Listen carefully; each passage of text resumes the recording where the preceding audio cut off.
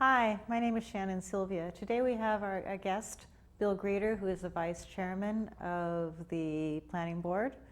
And today we're going to discuss two warrant articles that are up for vote in the upcoming November town meeting.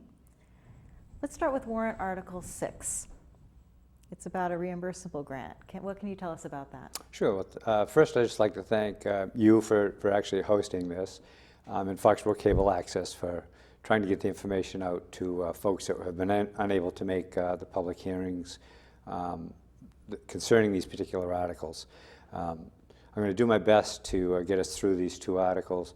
Sharon Wasson, who is our excellent town planner, is under the weather today. So I'll put a disclaimer out. I disavow any knowledge of what I'm about to tell you. But anyhow, we'll move along with it. Okay. Article 6, and I'm going to refer to some notes so that I'm less apt to run askew here. Article 6 is about a park program. It's PARC, which is a Massachusetts Parkland Acquisitions and Renovations for Communities. And basically it's a program the state is running that Sharon, through town, on behalf of the town, applied for a grant. And it's a reimbursable grant or a partial funding grant, and the town is responsible for a particular portion of it, and I believe the state funding is 68%.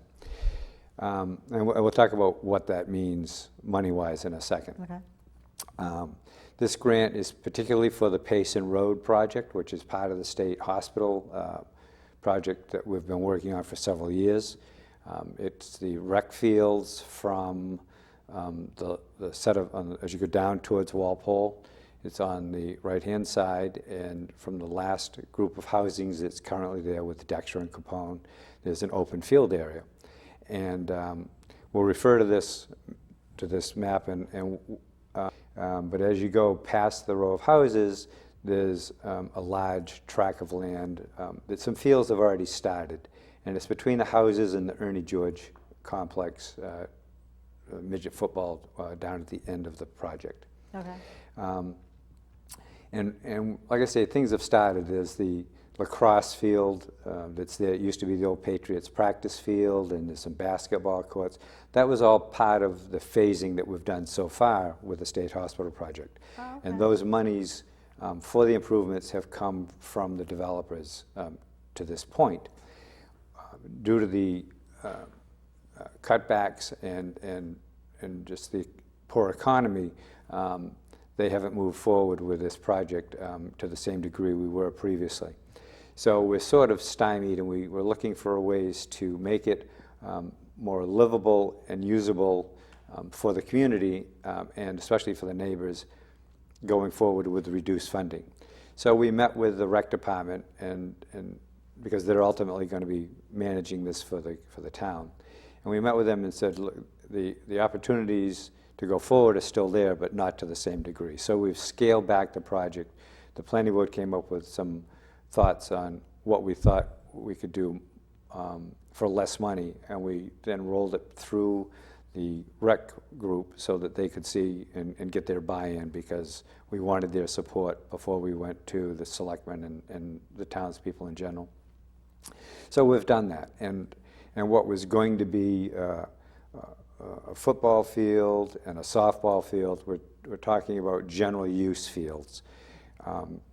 So they'll be less structured, but they'll be usable for various types of activities as opposed to just softball.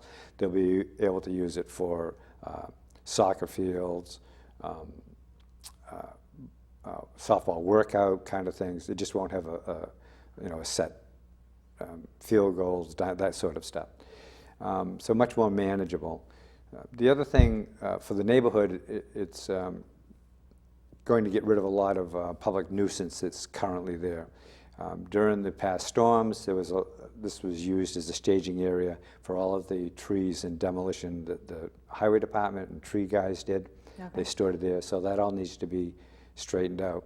There's a lot of trees there that are intermingled with shrubs, not shrubs, but brush and whatever. So it really prohibits a visual of that area from the neighborhood and as you drive by, which lends itself to unwanted activities. So this will be better for security for that neighborhood. It'll be better for the safety of folks that happen to be out there walking at dusk. So is there an area here that you So want to clean yeah, out? from the new entrance that we've just upgraded after the houses is the new entrance here, and everything to the left we'll be working on. We've reduced some of the things also that were planned initially, and the thought is that if the town and the rec department decides to go forward with those will be community projects. So it will evolve over time, much the way the Booth Playground has evolved, where a project became the Army fields and some soccer fields were done, or the youth baseball, Little League groups did a project, or there's some walking trails that we're looking to put in. Those can be enhanced on an Eagle project kind of a thing. So that's what the concept is, to make it something that if at the end of this current phase, if we don't do anything else, we have a very usable, attractive area, and if it can be enhanced over time, then great. And what do the neighbors think about that? We had, with all of our projects and articles, we not only want to include the public, we have to do public hearings. We did some informal meetings with the neighborhood, and then they came to the formal hearings as well. They're extremely supportive of it. They actually have migrated to this area from other parts of the Commonwealth, and they specifically chose this kind of a neighborhood because it is walkable. It's a rec-friendly area with the other complex up the road, with the restaurants and commercial area and the grocery stores. It's a very likable area to live in. So they're behind it 100%. Can you explain what the reimbursable grant means? What Absolutely. It means financially? So we pared down the cost to around $400,000. Of that, it's a 58% reimbursement. So the grant from the state would be for $232,000. The town's portion, therefore, would be $168,000. Now, I say the town because that's who's running the overall project, is the town. But we already have a nest egg of the $168,000, and that's come from the developers that have moved forward, albeit a lot slower pace than previously. But we've received those monies that are part of the permitting mitigation process. And it's in a special account that Randy Scollins set up for the planning board. The funds can only be used for that area because that's how we receive them. And currently we have somewhere around $100,000 in that fund. Since then, since that fund was set up, we've done some more work with the developers, and they're actually moving forward in another phase of it. And so some of that funding either has come in or will be coming in shortly. So by the time we get the grant, and I'm using the positive thought that we will get the grant, the town should actually have its own $168,000 up front without any monies from the community.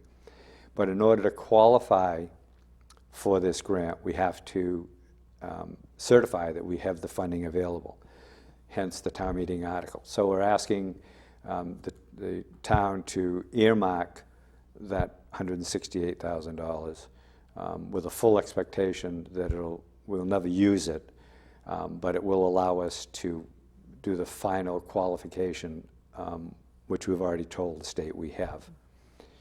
So we have a plan that was needed for the application. If we have the appropriations earmarked, That's the second piece. If we don't have both of those components, we are unqualified. So if we don't vote for this, then what will happen is, We're automatically taken out of the running for the grant. and the grant would be for how much?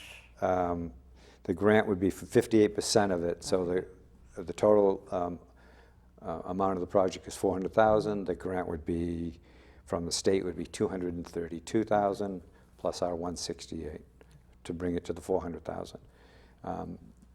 The feedback we've gotten from the state is they were thrilled with, they actually encouraged our application when Sharon explained what the project is. Because this was the state hospital and came from DCAM and that whole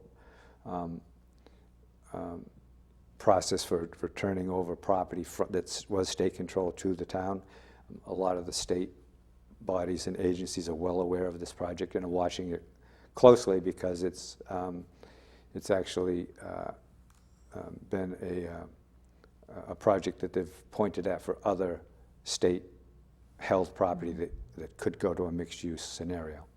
Well, it sounds like it'll look really beautiful when it's all done, so. The one concern that we had, well, we had several, but one of the concerns is we wanted to make sure that it wouldn't overburden the Park and Recs group for additional work. This has been, like I say, ongoing for years, so in their budgeting process, the town has been aware that this was going to be developed, so they have been taking that into account. This is actually going to be less work than the full-blown project was going to be because we won't have striping of fields and we won't have, the sprinkler, at this time the sprinkler system's not going in, even though the wells and stuff are done and ready to go. This area is not ever intended to be a lighted area. It's intended to be the same as the Booth Playground, which is really a dawn to dusk scenario. So that's why you don't see any lights in here, and we would never support lights going in there. That sounds So, nice. Thank you. anyhow, we hope folks embrace this area and come out and help us. It's getting an awful lot of activity on the fields that are done, and we just expect it to be used more and more. And that was another reason the rec department and the groups embraced the changes, was because they need general use fields because they're multi-purpose. So anyhow, that's Article 6 in a nutshell. Much. Thank you. I think that's a great explanation for Article 6. So from what I understand, on Article 7, there's actually 2 different components. You can explain that. Okay. The planning board, as I'm sure folks have heard and probably are getting tired of hearing about it, we're working on a master plan, and part of the process on the master plan is to talk with residents, property owners, both commercial and residential, builders, people in the industry have all been invited to participate in this. So we've had a really great following of that process. Folks have been very interactive with us overall through multiple public hearings, informal sessions, and we're constantly looking at the bylaw in general. And how can we improve it? So these 2 articles, not these 2, this particular article with 2 parts is one of several that will be coming forward over the next several years, because the master plan is intended to be a working document.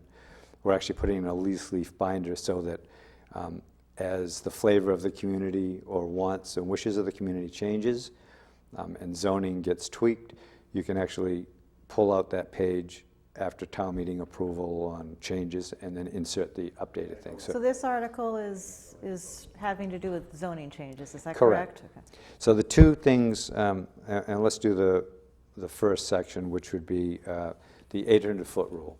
So currently,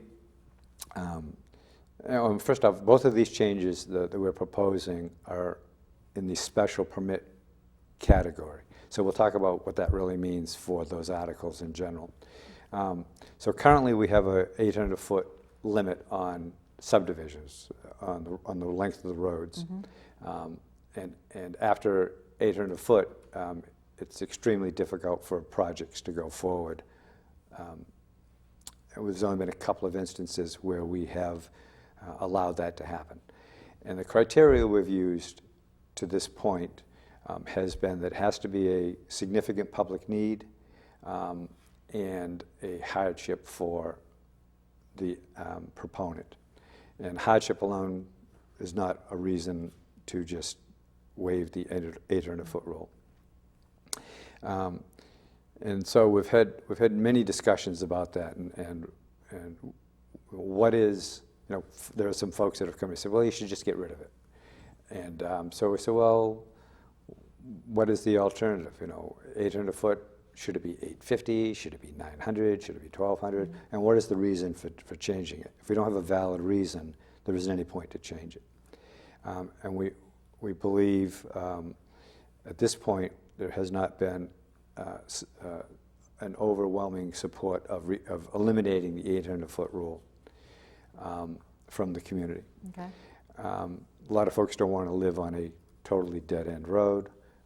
Public safety officials have a very big concern about that, about multiple accesses into a property. So the proposal that we have is to make it a special permit.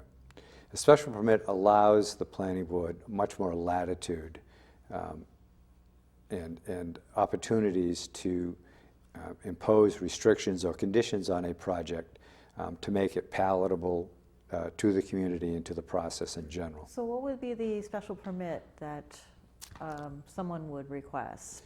So they would come in under a special permit and say we'd like to be able to take advantage of a special permit clause to extend the road beyond 800-foot dead end.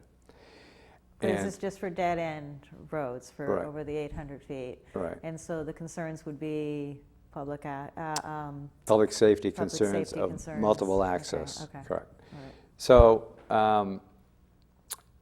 some of the criteria that would very apt to be used in a special permit scenario that the planning board would require would be taking into account the concerns of other town boards.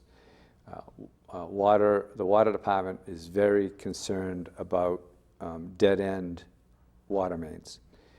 As we all know, water circulation or lack of water circulation in the system and flushing of the system has caused problems with the water in town.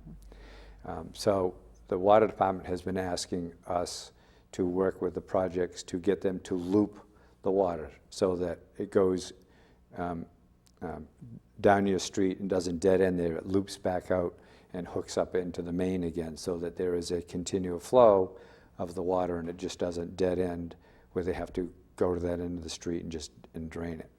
So that would more than, I can't speak for the entire board, but the process would generally, my belief is, include a condition that the water main would be looped. Because it's a special permit, we could actually say it has to be looped and not in the same trench, so that if somebody was digging in the roadway and struck the water main, it doesn't kill the whole loop. It's the return is in a separate trench on the other side of the road. The water department could actually backfeed that area without having to shut off the whole community. It gives the water department some flexibility. What would be an example of someone requesting it? Why would someone want to go over that 800-foot rule? We'll talk about that in just a second. Oh, sorry, okay. Because, and actually, I wrote down some of the concerns that AdCom had and some folks did in general. And some of the concerns are, does it make, is that going to open us up to large areas of development? And the extension over the 800-foot rule would not make any lot that is currently unbuildable buildable. The frontage and dimension requirements are still in place. Will it allow lots that meet the frontage to see the light of day? Absolutely, because if they're past the 800 foot, there is no way for a developer to bring that forward other than asking for a waiver of the current conditions or going to a comprehensive permit, commonly called a 40B. Because the 40B bypasses all of our basic zoning regulations, goes right to the ZBA. It's a state mandated process, and they can in fact So blow you're through the saying- 800 foot rule. So you're saying if we pass this and we allowed a special permit to go beyond the 800-foot rule, then people would not have to go through the 40B. Correct. It gives them the opportunity to stay outside of the 40B opportunity. Whereas otherwise, the 40B could in fact impose that. It would, the lack of getting a waiver for the current conditions, their only, a developer's only alternative is the 40B at this point. We currently have one going down off of Community Way. And of course, a developer can buy property adjoining the property they're wishing to purchase to develop that gives them a secondary road out. And oftentimes a developer will try that so that they don't have to worry about the 800-foot rule. In the case of Community Way, that wasn't, it was tried, it wasn't available for the developer, so the developer had no alternative other than to do the comprehensive permit. That particular one is what's called a friendly 40B, in that he's come in, sat down, spent hours with Sharon going over how to do things, some feasibility on profitability for them, because obviously they're in a position to do that. And so that particular 40B is, instead of it being multifamily housing with high density, is going to be single family housing. Because it's for sale properties as opposed to rental properties, we only get a percentage of the units as opposed to all of the units in the count for our 40B totals, which is 10%.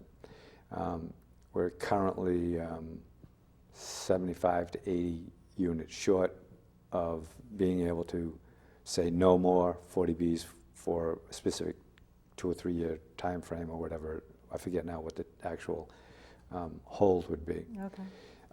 So that's a friendly 40B. The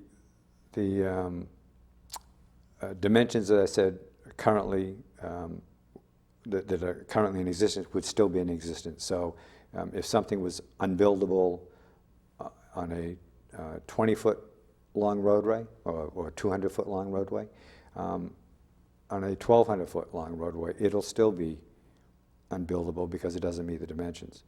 If it met the dimensions that could be used on a 200-foot roadway, it would meet the dimensions on a 1,200-foot roadway. So that was a real concern of the AdCom. Another one was, would it involve a growth in school children, because we'd have more folks into the area. It would, if it was single-family housing, well, first off, all of the studies that have been applicable to Foxboro, all bets are off on what's going to happen with any particular development. We have the lodge that's moved into town. The fear was going to be tons of kids with that. If you think way back when Reservoir 1 and 2 were built, back what seems like a gazillion years ago, the thought at the time was, well, houses are so expensive, people won't be able to afford to have kids. Both parents are going to be working 6 jobs, and you fast forward a few years, and there was something like anywhere from 2.5 to 4 kids per house that came out of. Oh, wow. So, and yet we look at the latest report on the number of kids in the schools, and we're in a decline in Foxboro and have been for years. So will there be additional kids? Could be, maybe not. Probably will be some. Is it going to be, the end of end-alls for the community? No, because communities have kids. And without kids in a community, there is no real community. So it's one of the components of what a community is having kids in the town. And I'm saying that as a taxpayer who doesn't have any kids in the school system any longer. So, but I think in order to have a viable community, you have to have the influx of all kinds of folks. And did you have some examples? Absolutely. Some of the things that, examples of what has been successful in not having the 800 or going past the 800-foot rule. And I know you're going to do some inserts on these, so I'll just talk about them. Okay. All right? All right. So the first one is Sullivan Way. And Sullivan Way is off of Chestnut Street. And as you look at the street view, the overhead view of that, you'll see that Sullivan Way is a backwards P. And if you go from Chestnut Street, start there, and you go the length of Sullivan Way, it loops back around itself in a backwards P, and then back out to Chestnut Street. So technically, that's longer than 800 foot. The reason that this was allowed is that the neighborhood came in, supported the proposal because they had a very bad drainage problem in that area, of flooding of their backyards and stuff. And while this developer couldn't cure all of their issues, he agreed to work on the drainage and runoff systems to try to direct stuff away from where the abutters' properties were storing water also. So you're supposed to keep the water within your own property when you're developing it. Homeowners are supposed to keep the water within their own properties. And some areas, especially the older areas, that's a real issue. So they came out and were very supportive of this. And if you look at the second part of the second photo of Sullivan Way, you'll see the entrance is a single-throated entrance. And so that's an example of 800-foot rule via variance or waiver that was done with just a single throat. Public safety at that time of the public hearing, and they weigh in on all of these things, they weren't too concerned about the distance because the distance from Chestnut Street to the loop back wasn't that great, so they figured that they could get in there and do stuff. A second example of way over 800 foot that was approved is Mackenzie Lane, which is Whispering Pines off of North Street. Mm-hmm. So if you look at the overview for that, you'll see in the middle of the photo, there's a row of trees, and it's basically an island that's been set up. So the throat of the entrance is quite wide with an island in the middle, and it has an in and out. So while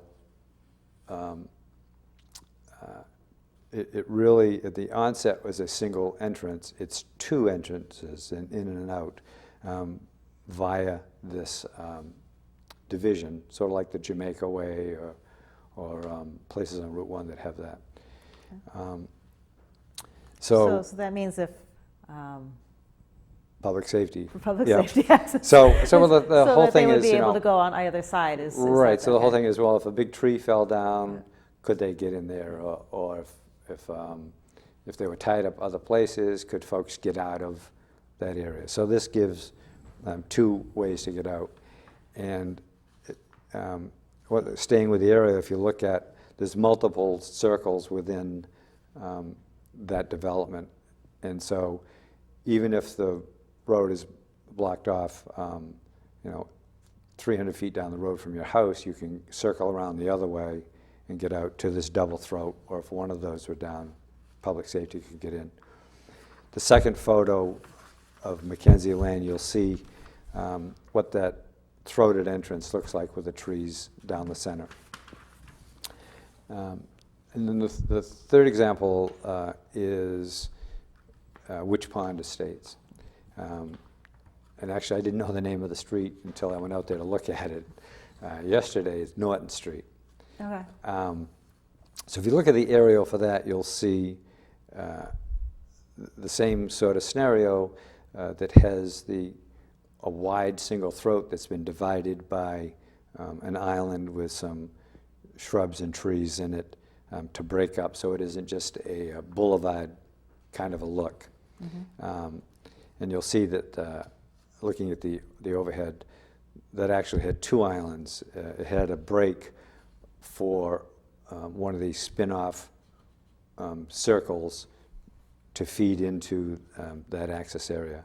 But And it then- looks like the way that it's positioned, there are multiple ways that Correct. public safety could go in and Right, out. and then if you look at the second photo, you'll see that that's same sort of thing, a boulevard look that would be broken, that would be a boulevard look if it didn't have the islands in the middle. So that helps the public safety folks with a concern about getting in and out of an area. Okay, that's great. And then what is the second part of this article? The second part is shared driveways. Now, shared driveways is not to be confused with a common driveway, and we'll talk about what that means. A common driveway is just that. It's a single driveway with several homes off of it, taking the place of a road, really.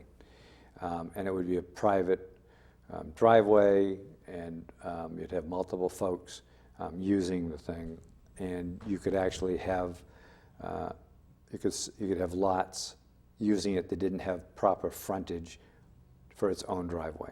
Okay, but we're not talking about that, right? And that's what we wanted. Yeah. You know, people say, what is a common driveway? That's a common driveway. What we're talking about is a shared driveway. And so we tried the shared driveway in the overlay at the state hospital, and it's worked well for that project. There was small little parcels, and it allowed that wouldn't have their own frontage to go out, because it is some density involved in there. But on the actual zoning for each parcel, when you say they're shared, does that mean that your parcel can be smaller to share No, those so two? Okay. so I'm just telling, this is the example that was done for the overlay district. Oh, okay. So we thought the concept worked well, but we were very concerned about undersized lots or lots that didn't have frontage.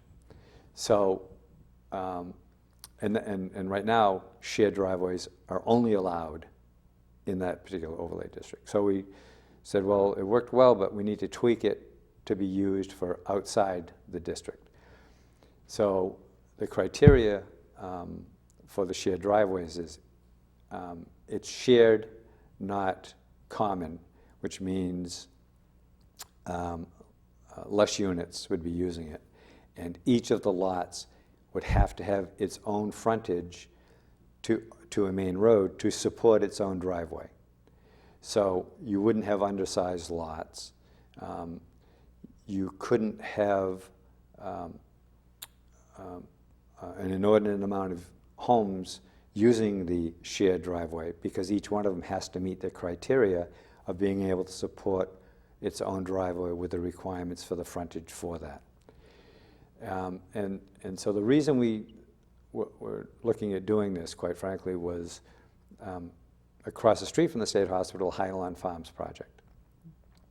And it was a project of where the developers, multiple developers came in, they did a layout, and then once they got in there, they found far more rock and underlying rock croppings than they knew that they were going to run into. Oh, so this would be a solution So- basically for the geography of the land. Correct. So they would have been able to leave larger clumps of without having to blast rock and turn into moonscaping and then do landscaping and replanting of trees. So this is more of an environmental It's a solution? well, it's or- more environmental. It's a more aesthetically pleasing, and it also is less of an impact for the neighbors. For example, in this particular neighborhood, there's 7 homes that have been there for a couple of years, probably 3 years, and they had to live through the developer meeting the requirements to do homes without taking advantage of a shared driveway. And once again, it's a special permit process, so that if they came in and it didn't meet the everything that the planning board and the public wanted, they could simply say no. So who would own this driveway? The driveway would be owned by the homeowners that use it, and it would be a deeded restriction that goes with the land. A question that we were asked at AdCom, well, would this create problems? Anytime you have a neighbor, you can have a problem.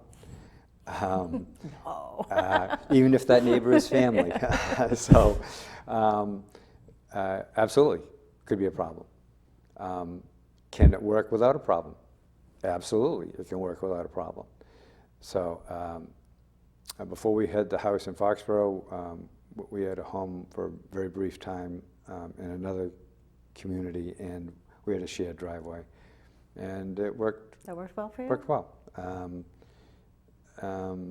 You know, other requirements to having it? Yeah, I mean, you got to decide who's going to do the snow plowing and how that's going to get done, and the maintenance of the driveway. And but it's no different than your own driveway, other than somebody's going to be responsible for half of that, or however you work it out. It's an interesting idea. So, and if you don't, it really comes into play for the secondary buyer of that home, because the first buyer is going to have the choice right up the front and say, I'd like to do that for the design of my home. But the secondary buyer, when they come in, they're going to, you know, through the due diligence and the disclosure of the real estate folks, they're going to say this is a shared driveway.